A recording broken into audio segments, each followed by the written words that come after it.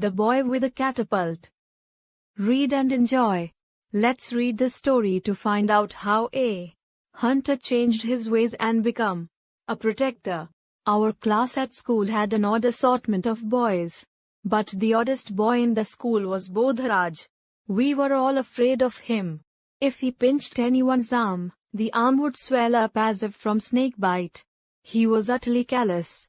He would catch a wasp with his bare fingers, pull out its sting, tie a thread round it and fly it like a kite. He would pounce on a butterfly sitting on a flower and crush it between his fingers, or else stick a pin through it and pin it to his notebook.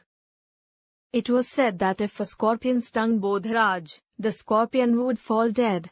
Bodhraj's blood was believed to be so full of venom that even snakebite had no effect on him. He always had a catapult in his hand and was an excellent shot. His favorite targets were birds.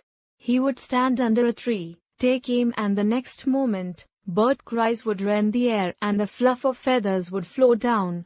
Or else, he would climb up a tree, take away the eggs and destroy the nest.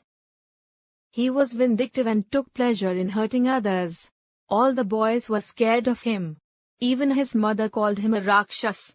His pockets bulged with strange things: a live parrot, an assortment of eggs, or a prickly hedgehog.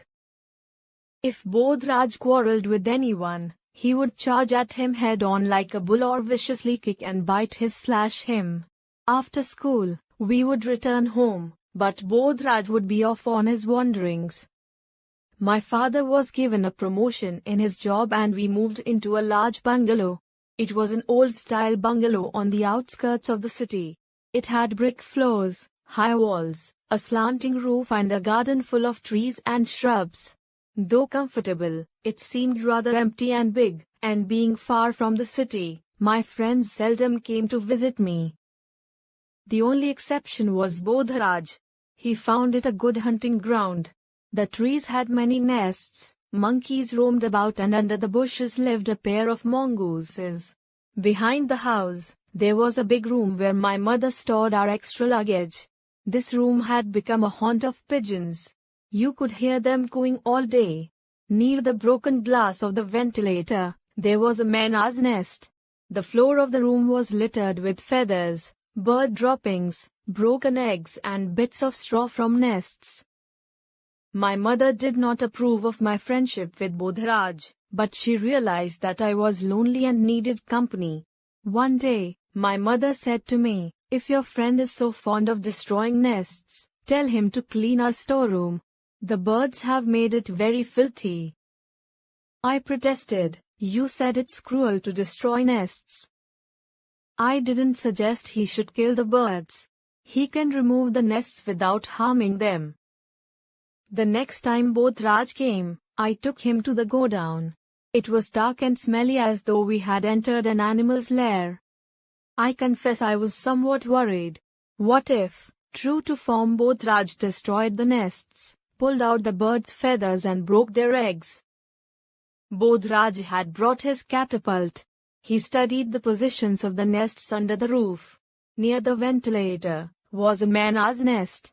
I could see bits of cotton's wool and rag hanging out. Some birds strutted up and down a beam, cooing to one another.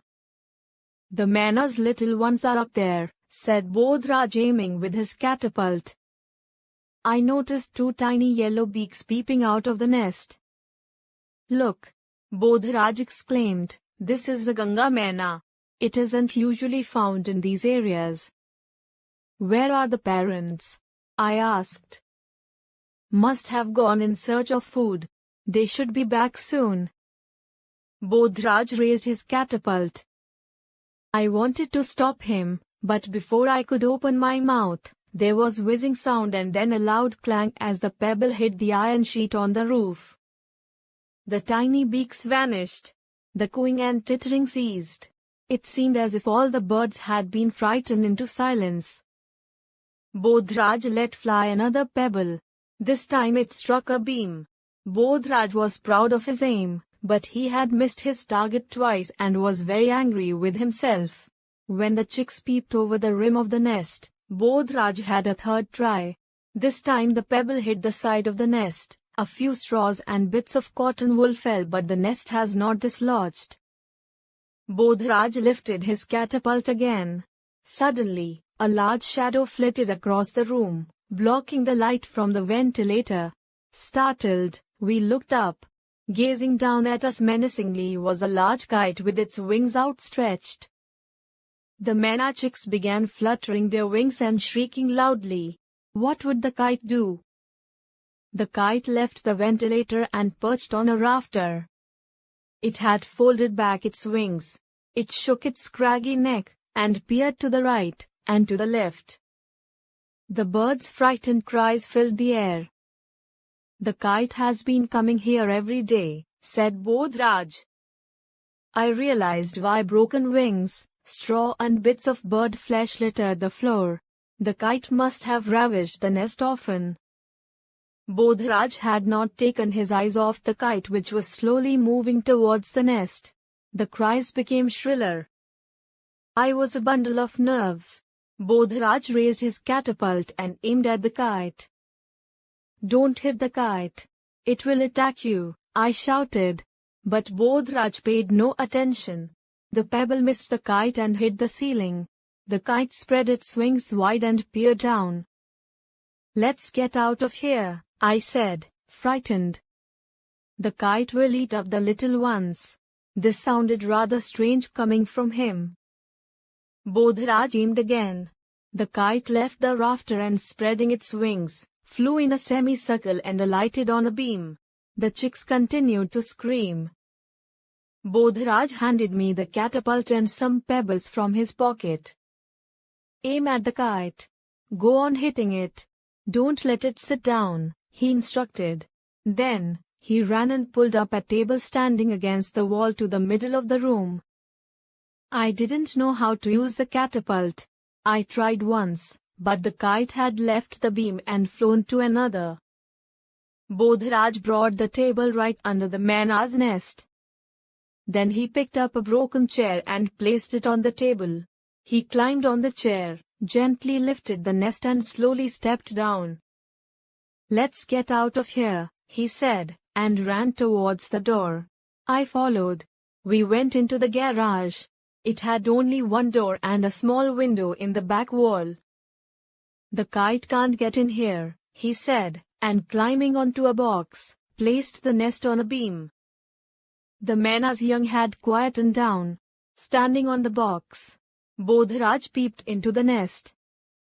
I thought he would pick them both up and put them in his pocket, as he usually did. But after looking at them for a long time he said, "Bring some water, the chicks are thirsty. We'll put it, drop by drop, into their mouths." I brought a glass of water. Both the chicks, beaks open, were panting. Bodhraj fed them with drops of water. He told me not to touch them, nor did he touch them himself. How will their parents know they are here? I asked. They will look for them.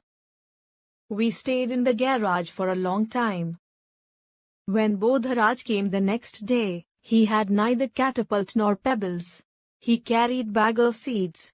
We fed the Maina's young and spent hours watching their antics. I vow to thee, my country. I vow to thee, my country, all earthly things above.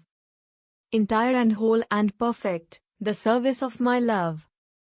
The love that asks no questions, the love that stands the test. That lays upon the altar the dearest and the best. The love that never falters, the love that pays the price. The love that makes undaunted the final sacrifice. And there's another country I've heard of long ago.